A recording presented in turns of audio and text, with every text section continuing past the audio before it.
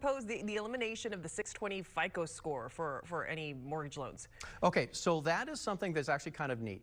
And again, just like the 50-year mortgage and this, there's all the outcry. It's going to be awful. It's going to be end of everything. It's going to be 2008 all over again. No, it's not. All right, it's just not. Okay. All right, VA, FHA haven't had this limit on the 620 FICO. So if you wanted to get a conventional loan, just a normal, regular Fannie Freddie loan, that you had to have a 620 FICO, or they're not even going to look at it.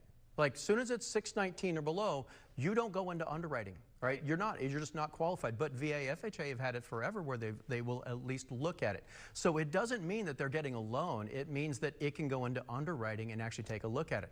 Now, what's really neat, and it's just now starting to come out, is they're talking about changing the FICO creditworthiness system. Because FICO looks at your last 5 or 7 years and weighs everything easily. They're talking about eliminating FICO as the credit-worthy system, all right, and going to Vantage 4.0 or FICO 10T. I don't know why they name it that, but whatever. These are actually pretty neat because they actually weight things closer to the last 24 months than the last 5 or 7 years evenly, and they include your rental history as part of your score. FICO doesn't. So think about people that have paid their rent forever, they've got great rental history, but they've got that cell phone bill that's a disputed cell phone bill from 5 years ago that went to collection. They're saying it's not my bill, but it shows up. It counts against them in FICO, and they don't get to include their rental history.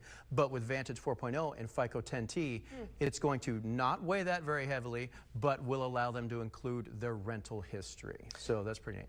If you enjoyed this video and you want to watch more videos like it, be sure to like and follow so you can stay up to date in the latest real estate trends and developments. I'm Jim Bottrell with the Jim Bottrell Real Estate Team. I'll see you next time.